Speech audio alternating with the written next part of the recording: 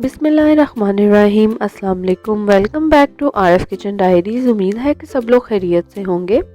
आज हम बनाने जा रहे हैं कोकोनट की मिठाई। बहुत ही डिफरेंट और बहुत ही मज़े की रेसिपी है।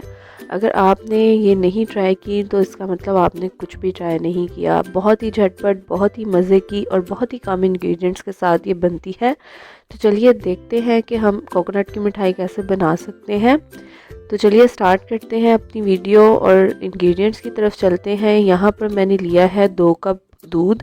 मैं कैमरा ऑन करना पहले भूल गई थी और उसके बाद मुझे याद आया तो 1 कप दूध मैंने पहले ही पैन में डाल दिया था और 1 कप दूध मैं इसमें बाद में ऐड कर रही हूँ। तो ये टोटल 2 कप दूध लिया है। फुल क्रीम मिल्क है ये। मैंने डिब्बे का दूध यूज़ किया है, आप चाहें तो दूसरा दूध भी ले सकते हैं।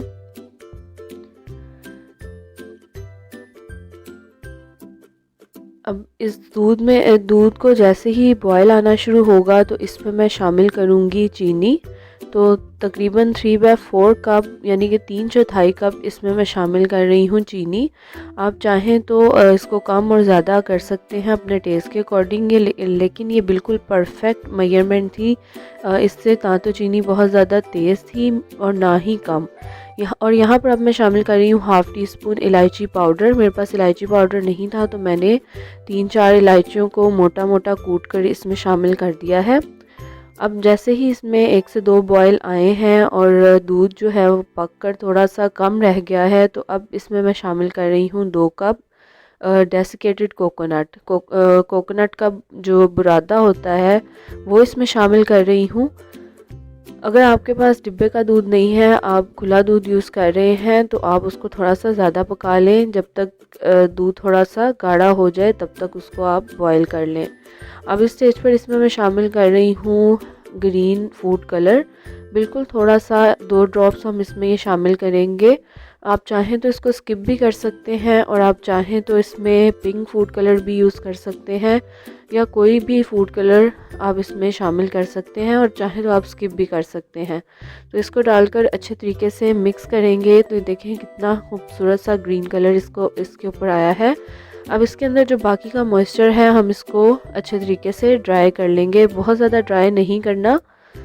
आप चाहें तो इस स्टेज पर इसमें खोया शामिल कर सकते हैं। मैंने इसमें खोया वगैरह कुछ भी शामिल नहीं किया।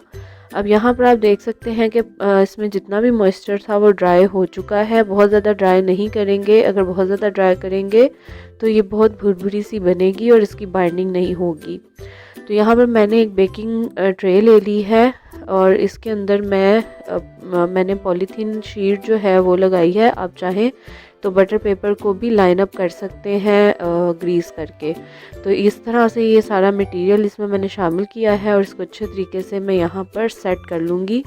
अब ये सेट करने के बाद इसमें मैं थोड़ा सा ड्राई फ्रूट डालूँगी। अपनी मर्ज़ी से कोई भी ड्राई फ्रूट आप इसमें यूज़ कर सकते हैं। और अब इसको मैं थोड़ी देर के लिए फ्रिज में रख दूँगी ताकि ये अच्छे तरीके से ठंडा हो जाए और सेट हो जाए। तो यहाँ पर ये सारा ड्राई फ्रूट मैंने इस पर डाल दिया है। अब इसको मैं 1 से 2 घंटों के लिए फ्रिज में रखूँगी ताकि ये अच्छे तरीके से सेटल हो जाए और ठंडा हो जाए। और अब ये तकरीबन 1 से 1.5 घंटे के बाद मैंने फ्रिज से इसको निकाला है। आप देख सकते हैं कि बहुत अच्छे तरीके से सेटल हो चुका है। अब इसके मैं पीसेस कर लूँगी। आप अपने रिक्वायर्ड साइज़ के अकॉर्डिंग इसके पीसेस कर सकते हैं। तो बहुत ही झटपट और बहुत ही मज़े की ये बनती है। आपके घर अगर कोई गेस्ट आ रहे हैं आप इसको बना सकते हैं। टी टाइम पर बना सकते हैं। तो यहाँ पर आप देख सकते हैं कि बहुत ही मज़े की नारियल की मिठाई हमारी रेडी है। उम्मीद है कि आपको ये रेसिपी बहुत अच्छी लगी होगी। अगर रेसिपी अच्छी लगी है तो वीडियो को लाइक कर दें, शेयर कर दें। चैनल को सब्सक्राइब करना मत भूलिएगा। चैनल को सब्सक्राइब करके बेल आइकन पे क्लिक भी कर दें ताकि आने वाली हर वीडियो का नोटिफिकेशन आपको मिलता रहे। अपना फीडबैक हमें ज़रूर दीजिएगा। इसी के साथ मुझे इजाज़त दें। मिलते हैं एक नई वीडियो के साथ, एक नई रेसिपी के साथ। अपना बहुत सारा ख्याल रखिएगा, दुआओं में याद रखिएगा। अल्लाह हाफिज़।